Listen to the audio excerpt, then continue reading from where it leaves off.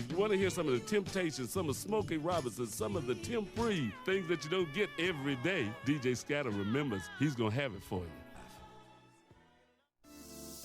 Bank of Blue Valley is a proud sponsor of KUAW Radio. At Bank of Blue Valley, we believe that an understanding of financial values sets individuals up for a strong future. Whether you want to talk about checking and savings accounts, review lending alternatives,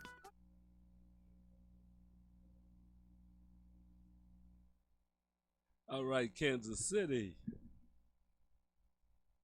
How you doing today? Yes, you're listening to the BFTAA and More Show with your host, Louis George Walker. I'm here again. That's right. It's another Monday in Kansas City, and I'm here to talk to you about the Black Family Technology Awareness Association. So we'll bring down the theme just a little bit. Yes.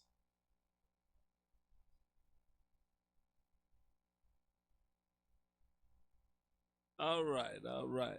Yes. So this is the Black Family Technology Awareness Association show, BFTAA and more. We're in a partnership with the W.E.B. Du Bois Learning Center, located at 4510 East Linwood Boulevard in Kansas City, Missouri, and glad to be with you today. We came together in a partnership and started this radio station that is called Knowledge, Understanding, and Wisdom, KUAW, here to bring you news, information, and things going on in the community and in the world that affect this community. So we're here to talk about those things today and also give you something about technology going on. We're going to talk to you a little bit today about what we have for our young people coming up. We've, as a Black family group, we've been a little held up with the COVID thing, but we're working on virtual teaching that we're going to be doing with kids. We're in the informal out-of-school science type of program, so our volunteers have been working to come up with a curriculum and some activities that we can continue to work with the kids until we can start our robotics teams back up. We have 2 robotics teams. One is in VEX and one is in Lego. So we work with kids from 9 to 18 years old, and they build robots. They learn about engineering, about design, about teamwork, and then they enter competition. So we haven't been able to, I don't even know that we're going to have any competitions this year. It doesn't look like it. But we want to keep their minds still working on teamwork and working on design and creating things. So we have a couple of volunteers that have been diligently putting together some lessons, some curriculum, some things they can do at home, and that we can give them some virtual guidance on, so that we can continue to work with the kids so they don't lose everything that they had before of the teamwork and working together and all that they've been doing.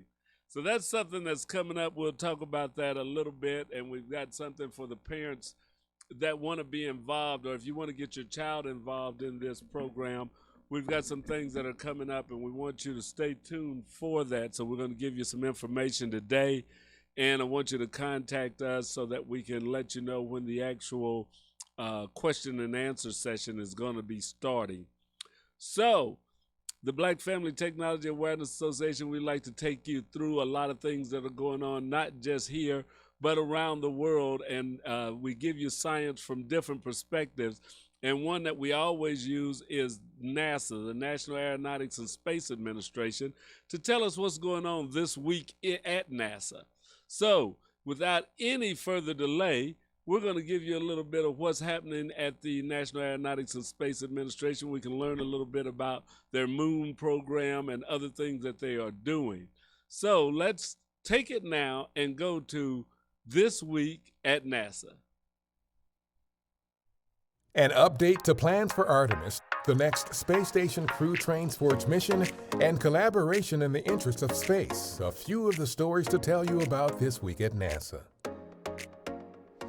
We published our Artemis plan to land the first woman and the next man on the moon in 2024. The plan includes details about a new test during the Artemis 2 mission in 2023, when astronauts will manually fly the Orion spacecraft to see how it handles in space. NASA Administrator Jim Bridenstine discussed the agency's plans and budget during a U.S. Senate Appropriations hearing on September 23rd. The budget that we have before the House and the Senate today is a very strong budget. And I think it is a budget that ultimately enables us to continue to push forward humanity into the solar system in a way that we've never done before. The first Artemis mission without astronauts, Artemis 1, is on track for 2021. Learn more at nasa.gov/Artemis. The International Space Station's next crew, including NASA's Kate Rubins, wrapped up training in Star City, Russia. Rubins and Russian crewmates Sergei Ryzhikov and Sergei Kutsverchkov are set to launch October 14th from the Baikonur Cosmodrome in Kazakhstan. A new memorandum of understanding announced September 22nd by NASA and the U.S. Space Force calls for collaboration between the organizations in a broad range of areas, including human spaceflight, U.S. space policy, space transportation, standards and best practices for safe operations in space, scientific research, and planetary defense. NASA's OSIRIS-REx spacecraft has spotted pieces of asteroid Vesta that are somehow on Bennu, the asteroid from which OREX will attempt to collect a sample in late October. It's believed that the material came from Bennu's parent asteroid after a fragment from Vesta struck the parent. This sheds light on the violent origin of Bennu, which is an asteroid that formed from fragments of a massive collision. Data from NASA instruments on the European Space Agency's Rosetta mission have helped reveal that Comet 67P Churyumov-Gerasimenko has its own far ultraviolet aurora. It is the first time such electromagnetic emissions in the far ultraviolet have been documented on a celestial object other than a planet or moon. That's what's up this week at NASA. For more on these and other stories, follow us on the web at nasa.gov/Twan.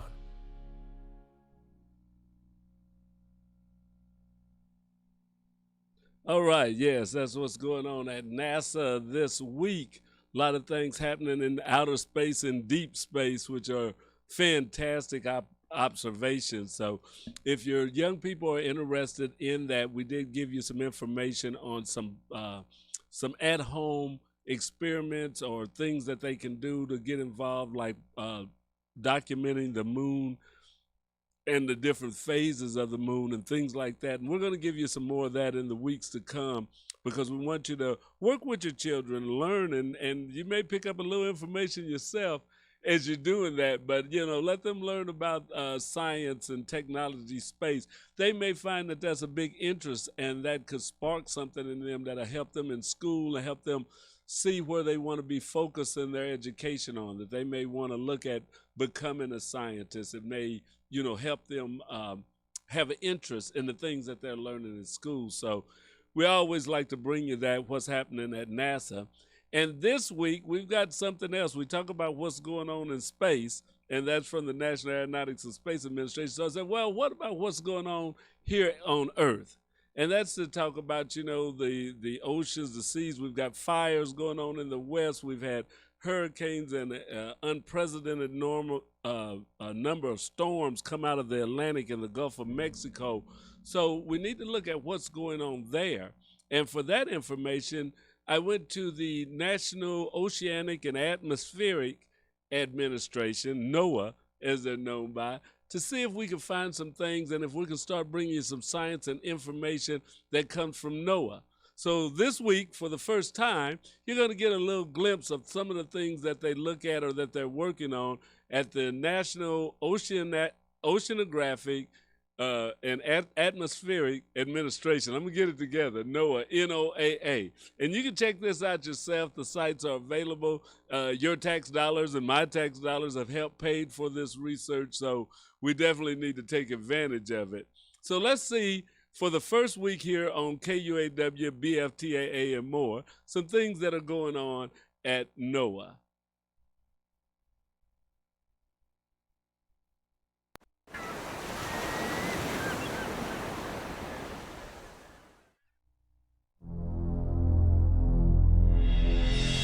Those of you that are on the audio Black side carbon right is now, the fancy you name can't for soot. hear anything. And like carbon dioxide, it's causing changes in the Arctic Fixing climate. that in the coming weeks, Black and carbon we have comes from the burning of audio fossil fuels broadcasts like coal and along with diesel, the video and from broadcasts. forest fires and So cook just stoves. stay tuned. We'll be The back majority with you in reaching the just a Arctic second. comes from North America and Eurasia. Studies suggest that black carbon is contributing to the acceleration of sea ice melting in the Arctic. Loss of this ice would lead to more rapid warming and possibly irreversible climate change. Black carbon is dark in color and warms the Earth in two ways. When it's in the air, the particles absorb sunlight and generate heat in the atmosphere. This can affect cloud formation and rain patterns. When it covers snow and ice, the sun's radiation is absorbed instead of being reflected back into the atmosphere. This again generates heat and speeds up melting. It's like wearing a black shirt on a sunny day. You're going to feel hot. To stay cooler, you would wear a light-colored shirt that would reflect the sun's warmth. Scientists from around the world are studying black carbon from all possible angles. They're using ships, snowmobiles, weather balloons, as well as manned and unmanned aircraft to collect data. The instruments on board measure the total number of particles in the atmosphere, including the number of soot particles and chemicals that can identify where the soot comes from. They also measure incoming radiation from the sun and the reflectivity of snow and ice-covered surfaces. Newly fallen snow is also analyzed to trace where the black carbon is coming from. The bad news is that black carbon is contributing to the acceleration of sea ice melting in the Arctic. The good news is that since black carbon is a particle and not a gas, it doesn't last very long in the atmosphere. This means reducing the amount people produce can have immediate effects on the rate of climate change. Scientists are hopeful that the research findings from the Arctic will help world leaders develop strategies for change so that black carbon can no longer leave a dirty footprint on our world.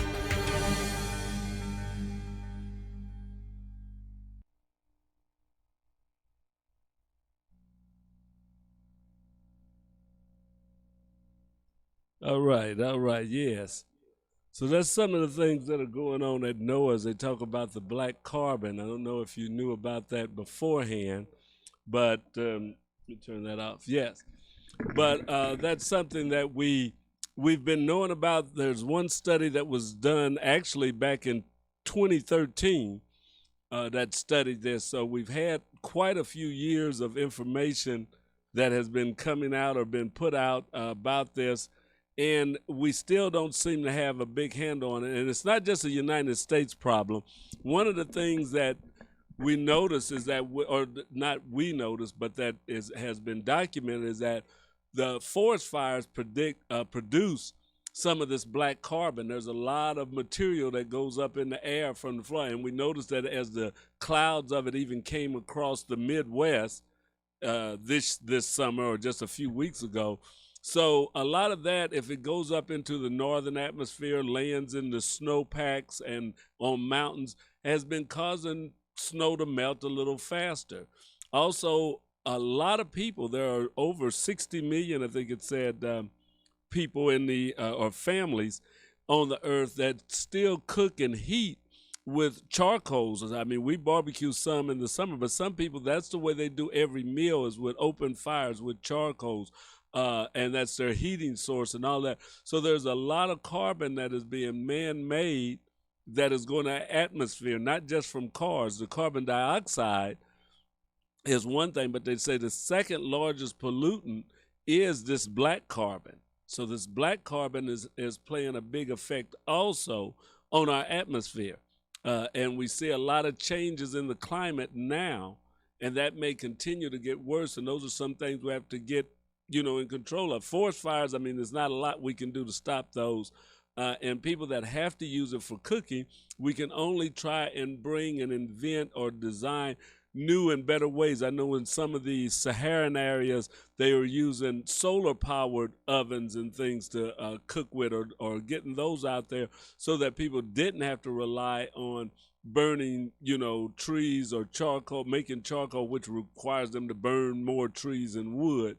All of that can help. Also with the diesel fuels that send up a lot of these particles. So not just carbon dioxide, but black carbon, we have to, they say it's the second largest pollutant above methane, which the methane gas is bad. It is a gas. And one thing they said good about the black carbon is that since it is a particle, it does return back as the snow melts. It carries that back down into the water.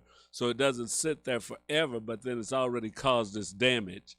So, those are things that we have to look at as we're facing a changing climate. And there may be, I don't know if we still have time to stop it, but it may be inevitable that we're going to go into this, but then how do we deal with it? How do we live in it? How do we make use of a land that, or a continent or a planet that has more water than what we've been used to? You know, are there large areas of our coastline that are going to be lost?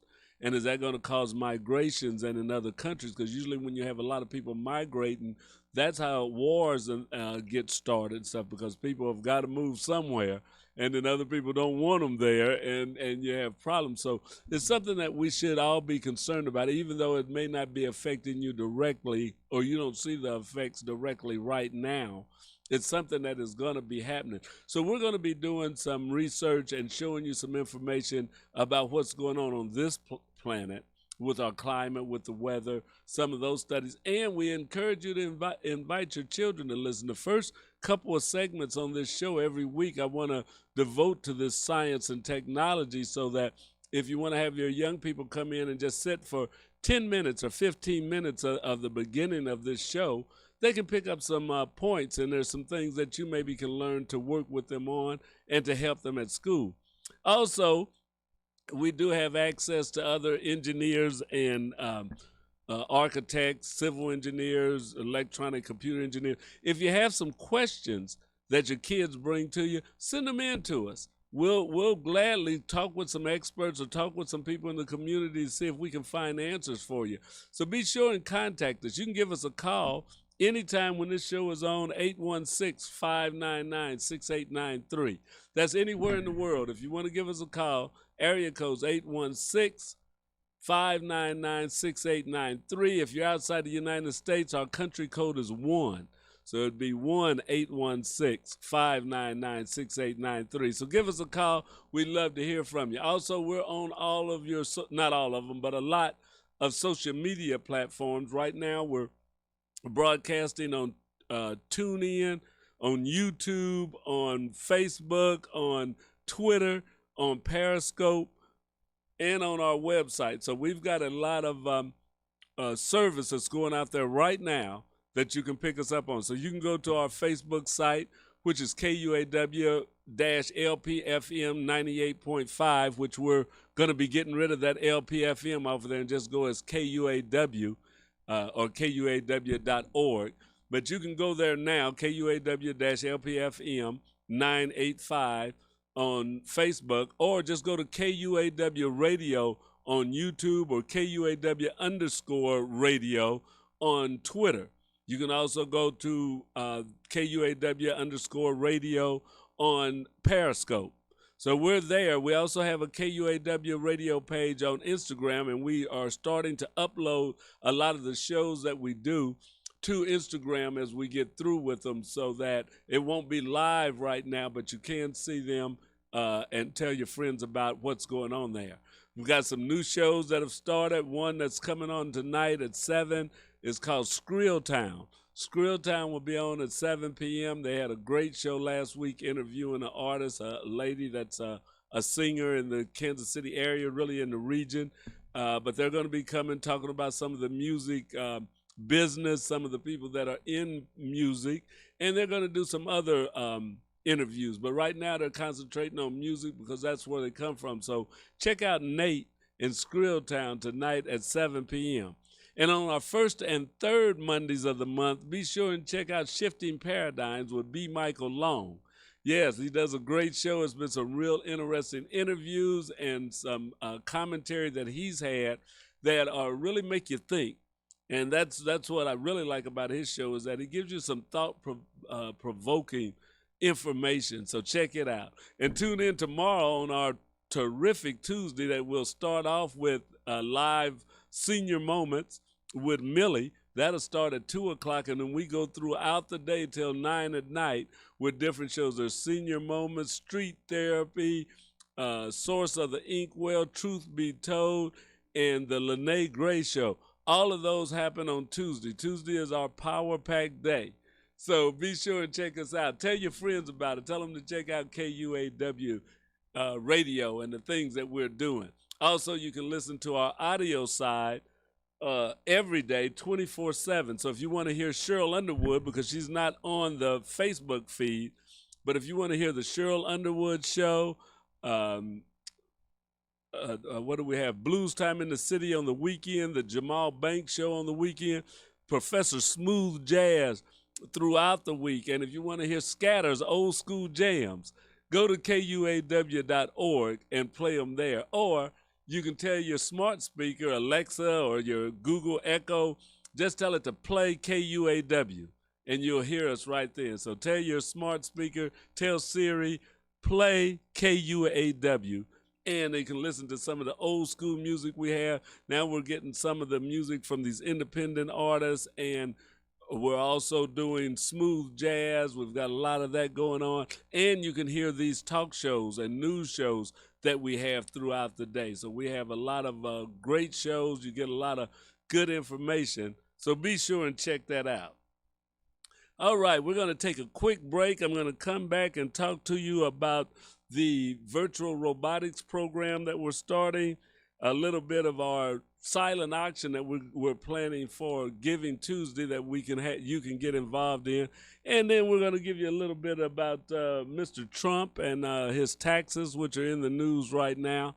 So stay tuned. This is George Walker, the BFTAA and More show. I'm glad that you're joining me this Monday afternoon. It's gotten a little chilly here in Kansas City. Not bad, though. But the temperature fall is definitely in the air, and we know what comes after that. So stay tuned. We'll be right back in just a minute. Hey everybody, this is Scatter. You might remember me from way back in the Zodiac days. Be sure and check us out. We're going to be here every day from 2 o'clock to 3 o'clock. It's old school with Scatter. Scatter's back. Check me out on the internet, KUAW.org. For all you Paseo Central Manulite people, want you to remember that in the 60s and the 70s, we had some good music. If you want to hear some of the Temptations, some of Smokey Robinson, some of the Tim Free, things that you don't get every day, DJ Scatter remembers he's going to have it for you. Bank of Blue Valley is a proud sponsor of KUAW Radio. At Bank of Blue Valley, we believe that an understanding of financial value sets individuals up for a strong future. Whether you want to talk about checking and savings accounts, review lending alternatives, or discuss starting your own business, we have the right people to listen and advise. Visit us at bankbv.com to get started today. Member FDIC, Equal Housing Lender.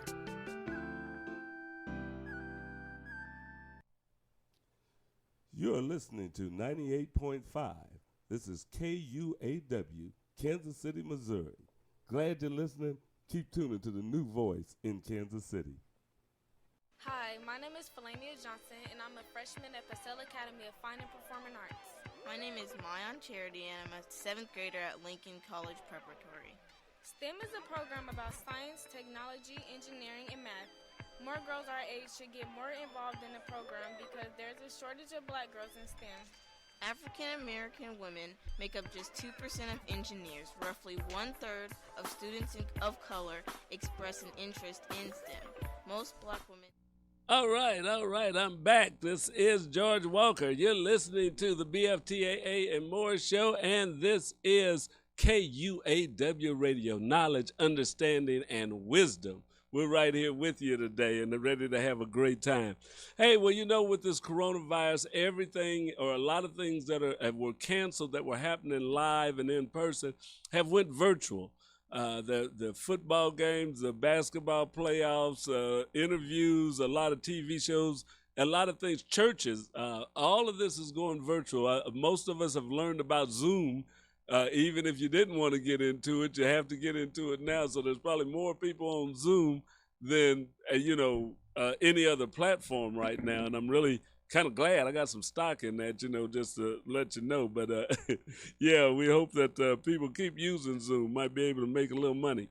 But as everything is going virtual, we have to go virtual also. We still have to reach our young people. We still have to reach families and tell them about technology, get them aware of all the things that they can do, even more so now than ever before. We're all starting to learn the value of the virtual world, of the technology, of the internet. When this organization started back in 2004, internet speeds were right. If you had 3 or 4 megabit download speeds, you were zooming.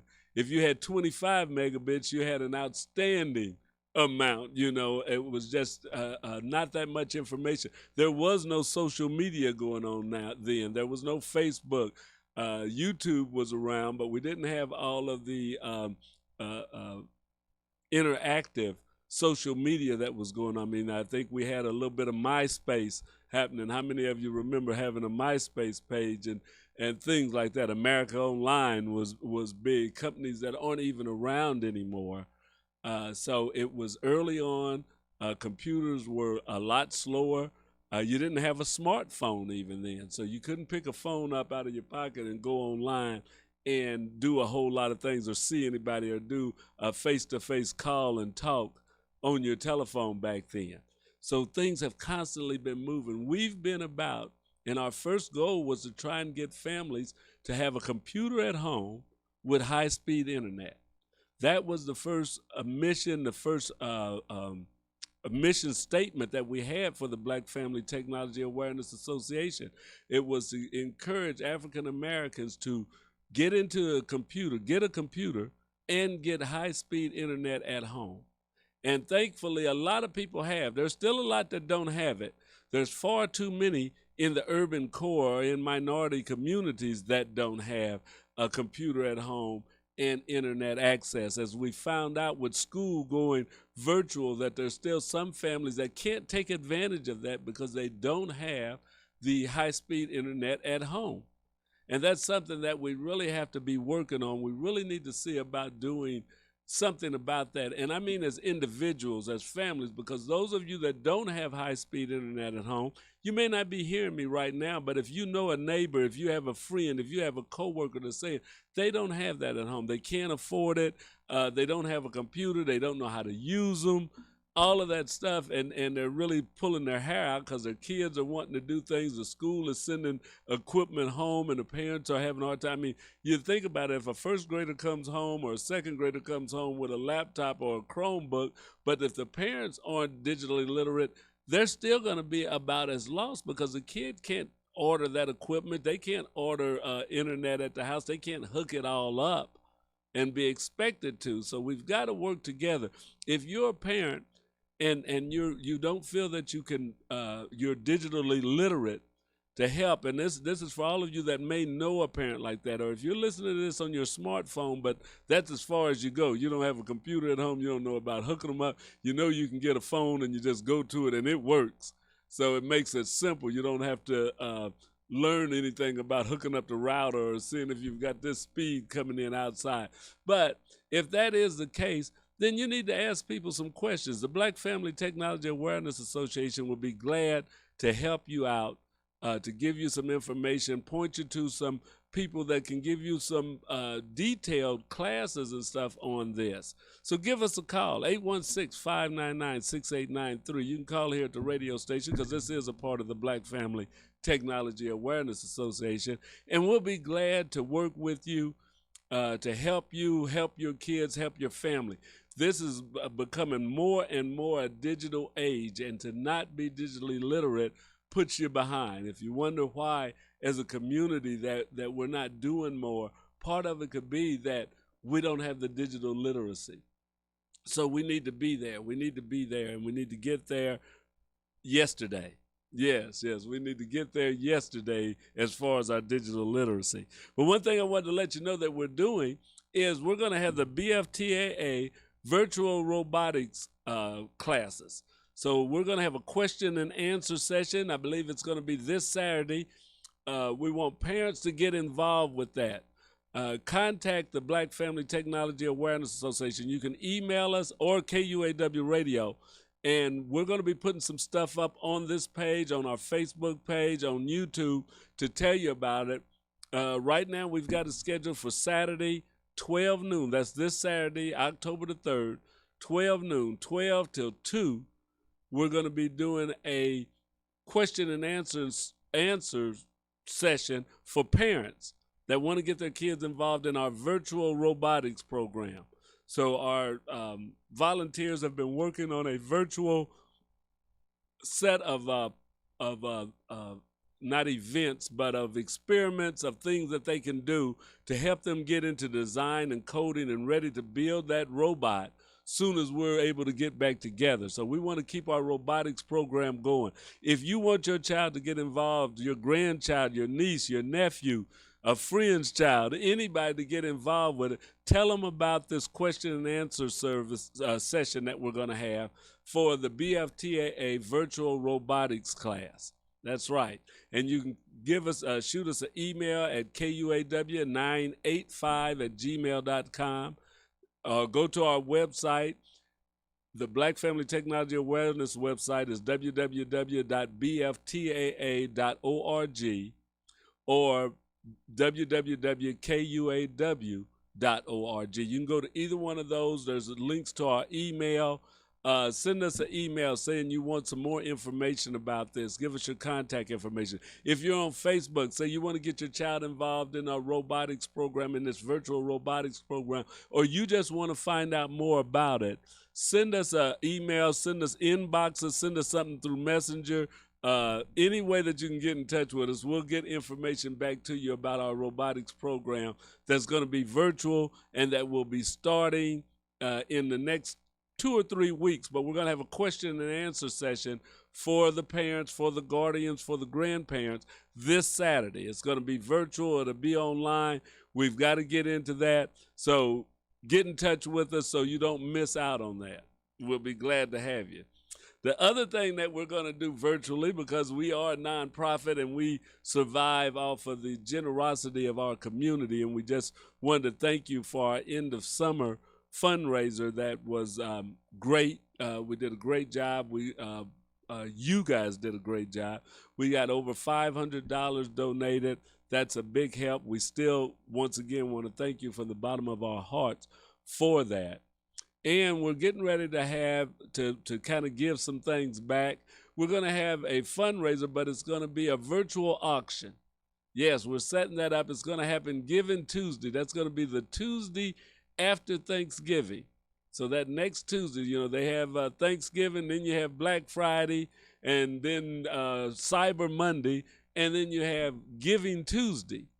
Well, on Giving Tuesday, part of what we're doing for our Giving Tuesday event to help raise funds for this organization, this radio station, is going to be a virtual silent auction. Yes, we're going to be doing it online. We're going to be having items from different vendors around the city that we'll be able to auction off, and we hope that you would participate, that you would come in, look, see something, buy something, help us raise some funds and get a jump on your Christmas shopping. Yeah, we're going to have a lot of gifts and things that you can get, and they can make good gifts to other people. Also, we want to say, if you're a vendor, if you're a local vendor, if you're a small vendor, you don't have to be a big vendor. It doesn't take the big corporation to do this. It can be people right in the community. If you'd like to donate a dinner, if you'd like to donate one of your services that you offer, if you clean houses, maybe you want to offer them an hour of free cleaning. If you're selling masks or something, you may want to give away a mask, have it as an auction item. We're looking for donations from small businesses, some of the food vendors, some of the food trucks that are out there. If you can donate something to help us to raise funds for our silent auction, we would appreciate it. You can contact us and address this to Timala, T-Baby, as you may know if you listen to Truth Be Told. She's heading up this virtual fundraiser that we're doing along with my wife and Chris Jackson. They're all part of the KUAW radio staff. And the silent auction is going to be happening on Giving Tuesday this year. So we're going to be collecting items. If you know a business that would like to donate something for this, we would appreciate that, and we would definitely use it and give you a shout out as that you donated this item for the silent auction that's coming up. So if you would like to participate, we want you to get in touch with us. And for all you viewers, we want you to make sure that you participate and buy some of the things that are in the silent auction. We want to see a lot of bids come in, make this a lot of fun. So remember that we're going to have a virtual silent auction that'll be going on Giving Tuesday right here at KUAW Radio. And hey, anybody around the world, we got a PayPal account. You can pay for it through your PayPal or through our PayPal. hopefully, I'm going to try and make sure we have a Cash App up by then that you'll be able to go into KUAW's Cash App and you'll be able to make your bid or pay on your item that you won and or that you bidded on, and we'll get it to you. So we're going to open this up worldwide so anybody can get some of these items. We're going to be showing them on the internet, so anybody that sees them on the internet, except we're prohibited by law, we want you to purchase them. If put a bid in and they'll be auctioned off. We'll accept a donation, not a purchase, but you can make a donation for the items that are on our silent auction. So stay tuned. That's a new thing that's coming up right here, KUAW Radio. We're bringing it to you. We're doing it, and we're doing it to death. All right. So now, I know we've been waiting. It's been 4 years since Trump had first got into office, and people were talking about they wanted to see his income tax and if he could produce them, and he said they were under audit or he was going to have them later, and there was a lot of things. Well, he still hasn't produced them, so there's no official Trump tax documents that are available. But the New York Times reported, and this was carried by the Associated Press and our own Kansas City Star, reports that Trump paid $750 in U.S. income taxes in 2016 and 2017. $750. So that shows you how the rich people live and stuff. They don't pay. How many of us have paid $750 in income tax and that's all? You know, I'm retired now, and I pay more than $750 out of my Social Security in taxes. I mean, there's just something unequal about this, but that's what it says in the paper. I was reading upon it, and they said in the 2015 when he was running his campaign, or when he was announcing it in 2016, those 2 years, he paid $750 in taxes. So if that is true, if that's what he paid, and he's rich, as he himself has proclaimed that he is rich, if that's all he pays, then that says that our tax system has some huge problems. If you can be a billionaire, if you can make that kind of money, and then you only pay $750, and maybe that's all any of them are paying. I don't know, how much did Bill Gates pay? How much did Warren Buffett pay? You know, we need to see if not just Donald Trump, but what about P. Diddy or Beyonce?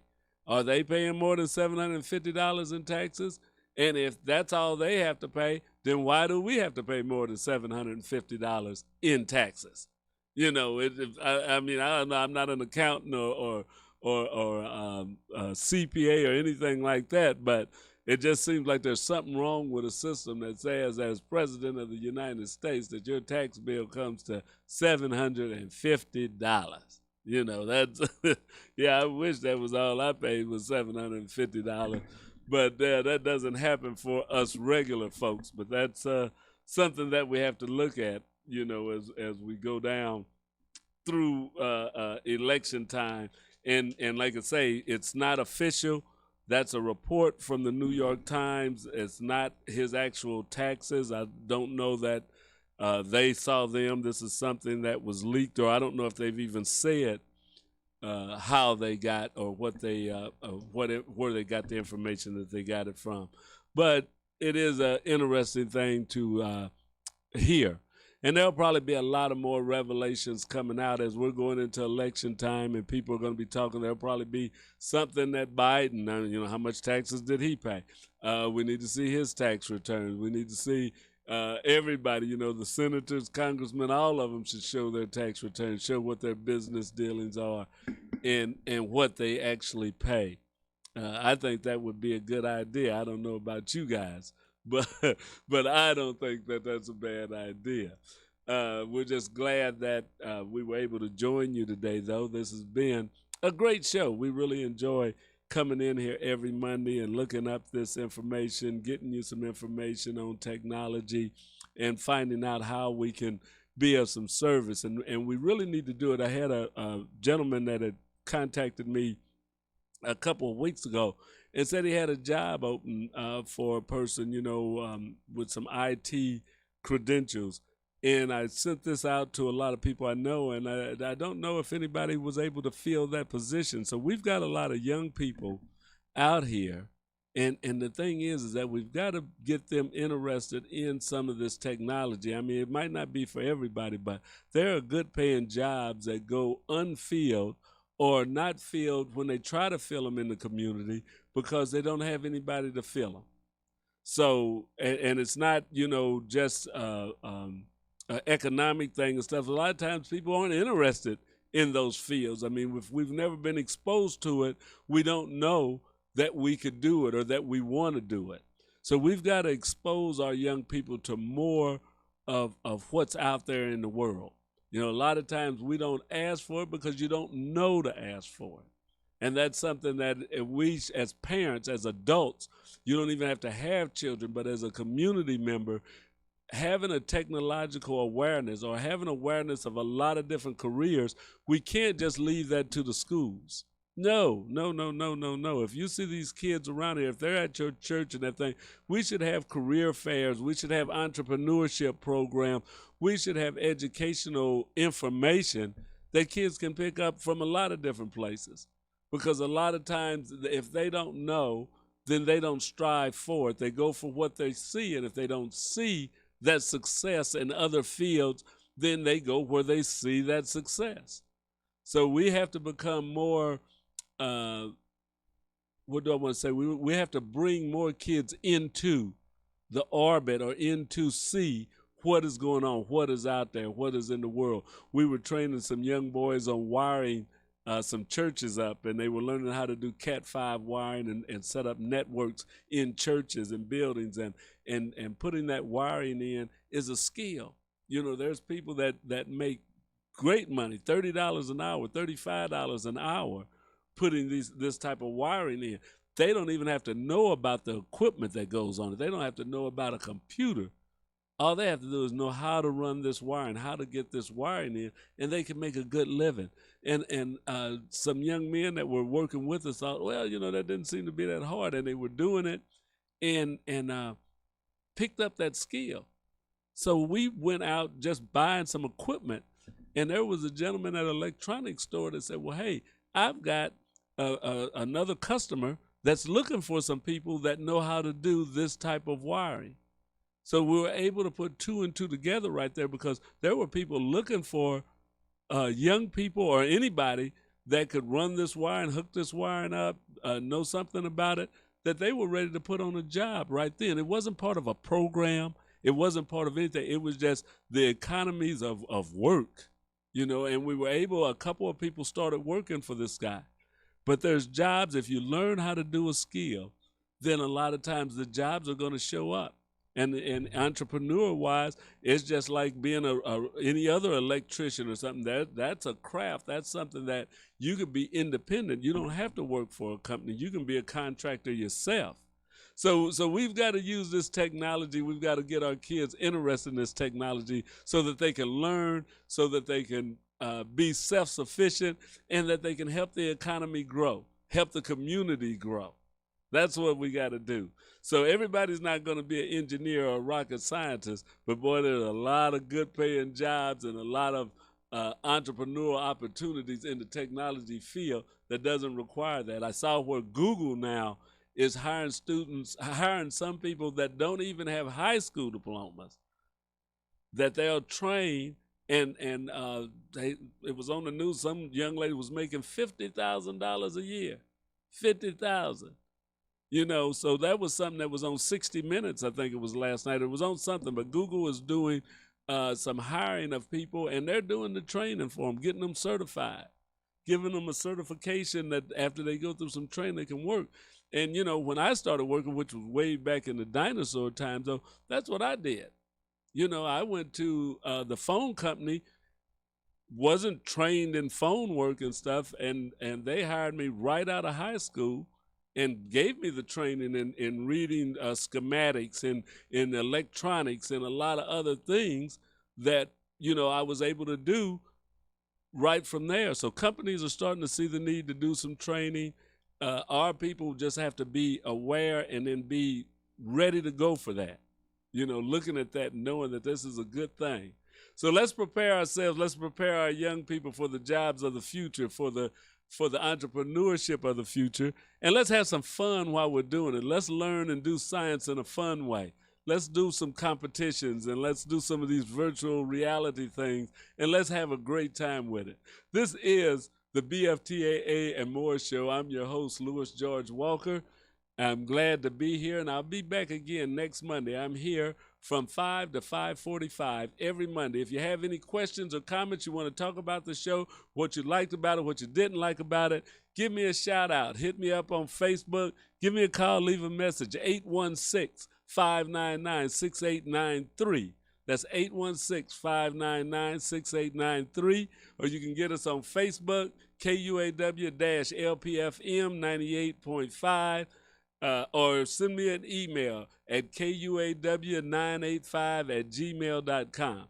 Any way that you can get in touch with me, put some smoke signals up. I'll be looking for them.